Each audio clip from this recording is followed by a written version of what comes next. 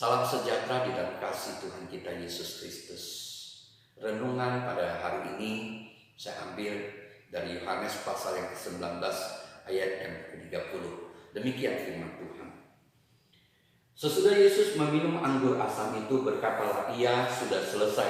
Lalu ia menundukkan kepalanya dan menyerahkan nyawanya.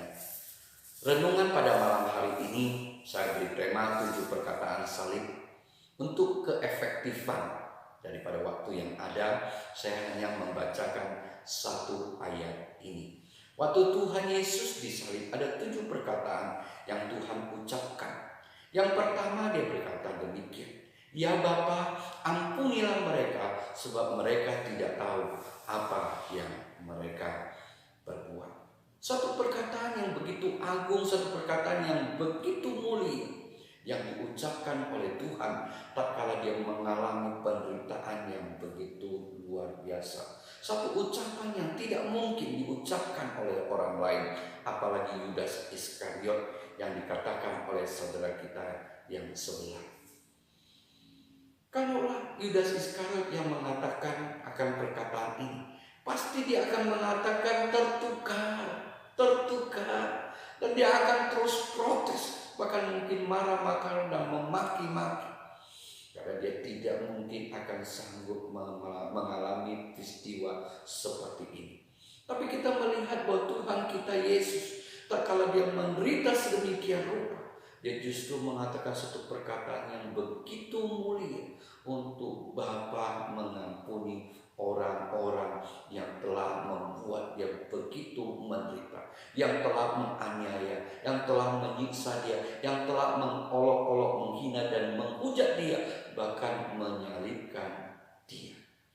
Sesuai dengan pengajaran Tuhan, dia mengatakan untuk kita mengasihi musuh kita dan berdoa bagi mereka.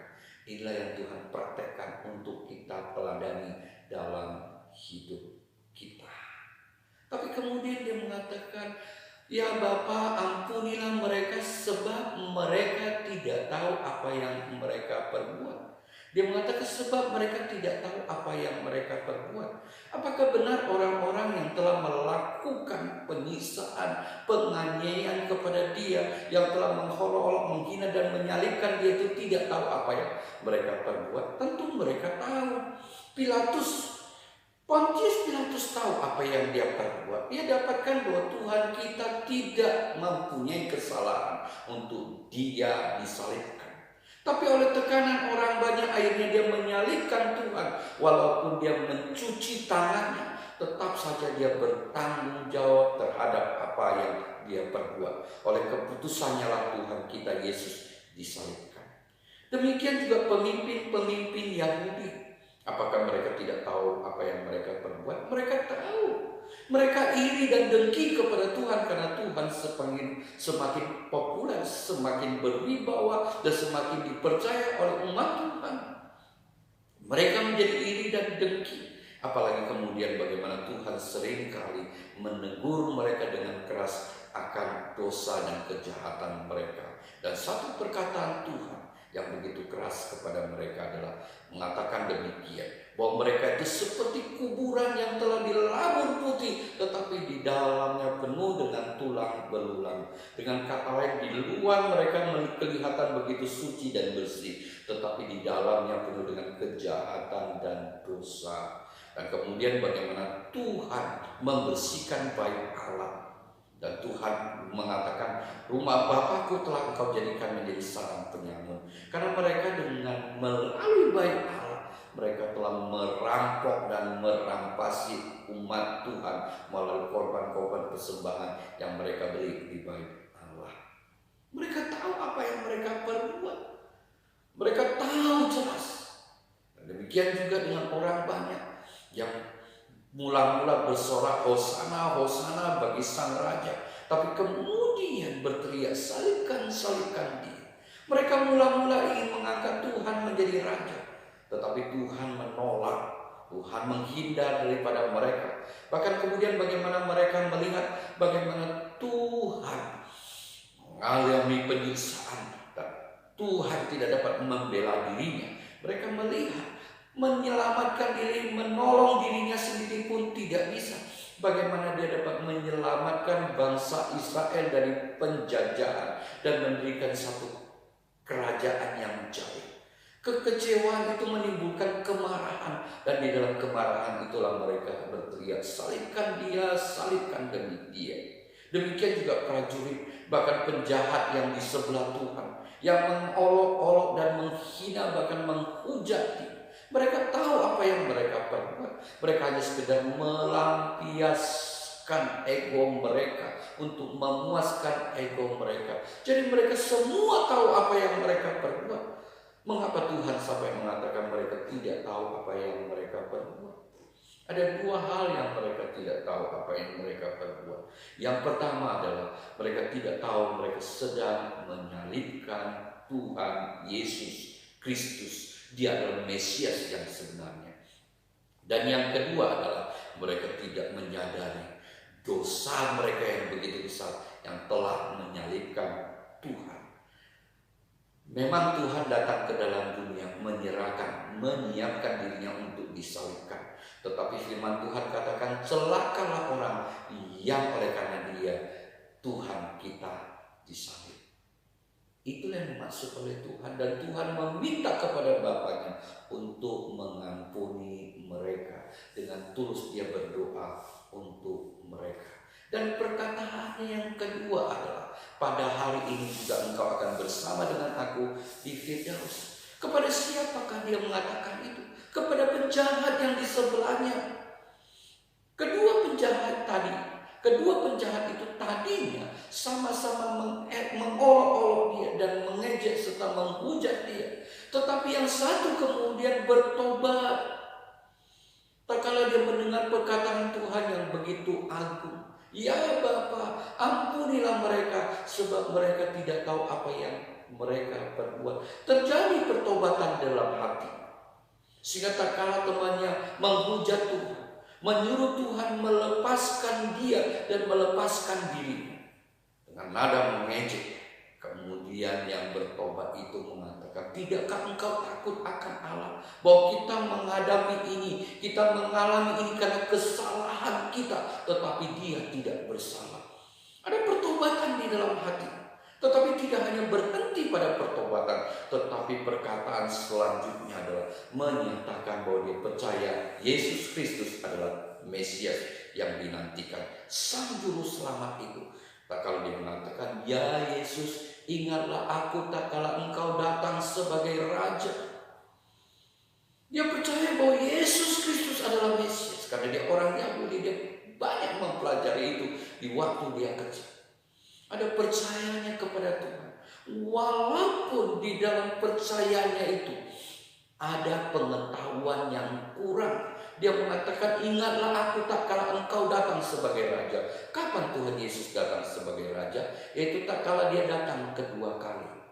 Tapi Tuhan mengatakan, pada hari ini, sesungguhnya pada hari ini engkau akan bersama-sama dengan aku di Firdaus. Tidak mesti, tidak perlu nunggu sampai kedatangan kedua kali. Tetapi pada hari ini engkau akan bersama dengan aku di Firdaus. Engkau akan bersama aku di surga. Itulah yang dikatakan Tuhan kepada penjahat itu.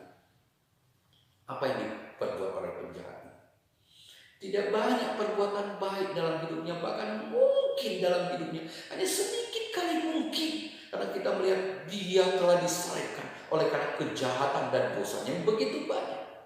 Tapi kita melihat Tuhan Yesus mengatakan, pada hari ini juga engkau akan bersama dengan aku di Firdaus. Kenapa?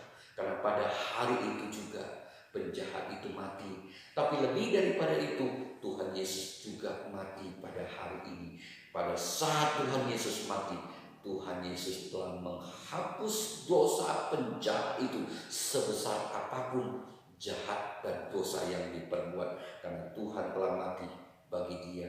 Kasih karunia Tuhan limpah dalam hidupnya untuk dia boleh memperoleh keselamatan kekal dan bersama dengan Kristus di Firdaus, di surga. Dan perkataan Tuhan yang ketiga, dia mengatakan, ibu ini anakmu, anak ini ibumu. Dia tujukan kepada Maria ibunya, dan dia tujukan kepada Yohanes muridnya. Kita melihat Tuhan Yesus sedang melakukan perkara yang besar untuk karya keselamatan umat manusia. Tetapi ada satu pelajaran yang diberikan kepada kita untuk menjadi teladan. Walaupun dia sedang melakukan pekerjaan yang begitu luar biasa, pekerjaan untuk keselamatan manusia, dia tetap tidak melupakan orang tuanya. Dia tidak melupakan keluarganya. Untuk dia percayakan kepada murid yang dikasihinya. Satu murid yang dekat dengan dia. Satu murid yang banyak belajar dengan dia. Supaya ibunya boleh mendapat anak yang dapat memelihara dia dengan baik, terutama iman kerohaniannya.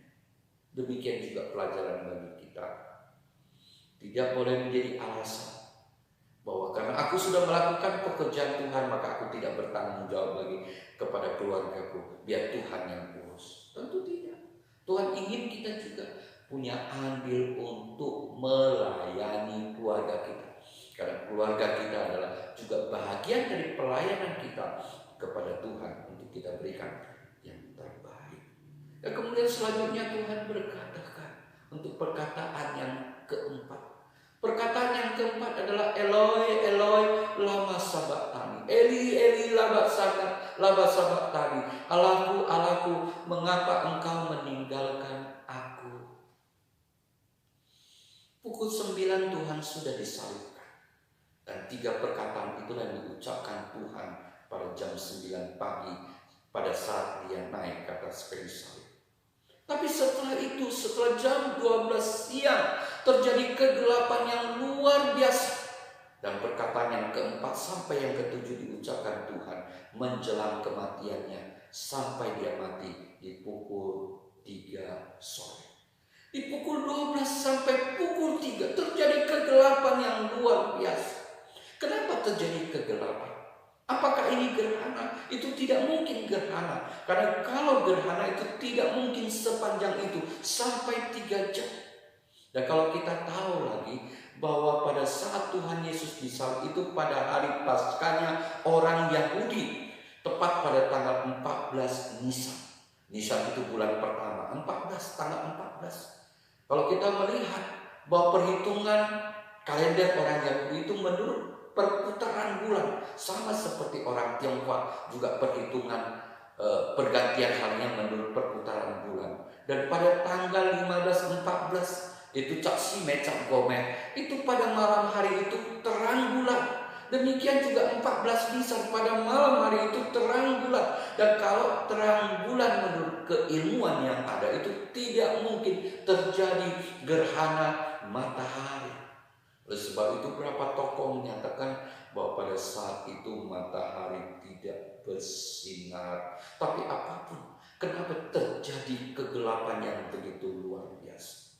Karena pada saat itu Tuhan kita Yesus sedang memikul dosa semua manusia. Dia sedang memikul semua dosa manusia. Dan Allah Bapa yang adalah suci adanya berpaling meninggalkan dia untuk sesaat. Sehingga di dalam karya Tuhan terjadi kegelapan yang begitu luar biasa. Disitulah puncak penderitaan Tuhan pada saat Tuhan di Getsemani yang mengatakan berulang kali supaya cawan ini berlalu, tapi bukan atas kehendakku tetapi atas kehendakmu ya Bapa. Cawan apa itu? Yaitu cawan murka Allah yang harus dia minum. Dan saat itulah dia sedang meminum cawan murka Allah yang harus ditimpakan kepada kita, yaitu murka Allah oleh karena dosa kita. Disitulah Tuhan di atas kayu salib memikulnya untuk kita. Pada saat itu Tuhan berpaling meninggalkan dia, sehingga dia berteriak dalam penderitaan yang begitu luar biasa. Eloi, Eloi, lama sabachthani. Allahku, Allahku, mengapa engkau meninggalkan aku? Perkataan Tuhan yang kelima, aku haus. Waktu pertama kali Tuhan Yesus naik ke atas kayu salib, para prajurit ada memberi dia anggur asam yang dicampur dengan mur dan empedu, dan Tuhan hanya mencicipkan dan Tuhan menolak minuman itu. Kenapa? Karena minuman itu adalah minuman yang dicampur sedemikian rupa antara anggur asam, empedu, dan mur, sehingga menjadi seperti sejenis obat bius yang untuk mengurangi penderitaan orang-orang yang naik ke atas kayu salib. Sedikit belas kasihan pemerintah Romawi kepada orang yang naik ke atas kayu salib, dan Tuhan menolak itu. Kenapa Tuhan menolak? Apakah Tuhan begitu menikmati penderitaan itu seperti orang yang mengalami sakit jiwa yang sedemikian rupa? Tentu bukan begitu. Tetapi Tuhan mau melewati kesakitan dan penderitaannya secara penuh untuk kita. Kita bayangkan kalau Tuhan mengurangi penderitaannya, kita diselamatkan, tetapi dengan sisa penderitaan yang harus kita pikul, tentu itu akan sangat membuat kita menderita. Tuhan memikulnya, Tuhan meminumnya sepenuhnya untuk supaya kita tidak lagi mengalami penderitaan apapun, karena Tuhan sudah berkarya di dalam karyanya yang sempurna. Dan kemudian pada saat dia berteriak, aku haus, dia diberi minum anggur asam. Satu anggur asam yang tidak dicampur dengan yang lain. Anggur asam dalam bahasa yang lebih baik lagi menyatakan bahwa ini anggur murahan, bahkan anggur yang expired, kadaluarsa. Satu minuman yang jarang orang mau minum. Satu minuman mungkin diminum oleh orang di dalam keadaan yang benar-benar tidak ada minuman. Satu minuman yang sangat murah. Tapi kita melihat waktu Tuhan diberikan minuman ini, dia meminumnya juga walaupun sebentar lagi dia mau mati. Dia mati sebentar lagi. Ini satu teladan bagi kita. Seringkali kita menganggap kasih adalah kalau kita memberi. Tapi Tuhan mengajarkan kadangkala kasih itu adalah tatkala kita menerima. Satu pemberian orang yang begitu tidak berharga, dia terima karena dia tahu orang itu memberinya dengan hati yang belas kasihan. Tuhan dengan rendah hati menerimanya. Ini adalah bagian kasih daripada Tuhan kepada orang itu. Dan perkataan Tuhan yang keenam adalah sudah selesai. Dia sudah menanggung seluruh penderitaan kita. Dia sudah menanggung seluruh dosa kita. Dia sudah menanggung apa yang harus ditanggung oleh karena perbuatan dosa manusia. Dan melalui kematiannya itu, melalui apa yang dia lakukan, dia telah memperdamaikan antara manusia dengan Allah. Dia mengatakan sudah selesai, sudah genap, semua hutang telah kubayar lunas.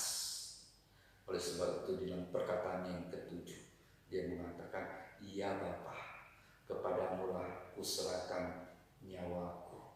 Kepadamulah kuserahkan nyawaku. Ini ingin memberitahukan kepada kita bahwa kalau Tuhan mati pun, itu adalah di dalam kedaulatannya. Bukan karena kejamnya cambukan yang telah merobek tubuhnya, dan juga bukan karena paku yang ditusukkan di kaki dan tangannya. Kalau dia mau, dia dengan kuasanya dia bisa sembuh dan pulih kembali. Tetapi dia harus mati, dan kematiannya juga atas kedaulatannya, yaitu menyerahkan nyawanya kepada Bapaknya. Karena dia harus mati untuk mati bersama dengan dosa dan kesalahan kita, dan kemudian bangkit untuk memberikan kemenangan kepada kita semua. Amin. Kita berdoa.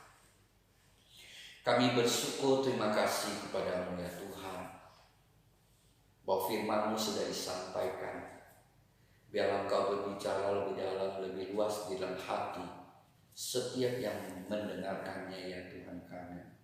Dan biarlah firman Tuhan berkarya sedemikian rupa, membawa banyak orang bertobat, membawa banyak orang percaya dan memperoleh keselamatan di dalam Engkau ya Kristus, yang telah mati bagi kami, yang telah mati bagi dosa kami dan seluruh kesalahan kami. Dan Engkau juga yang akan bangkit untuk memberikan kemenangan kepada kami. Terima kasih Tuhan Yesus. Inilah doa kami yang kami alaskannya di dalam nama Tuhan Yesus Kristus.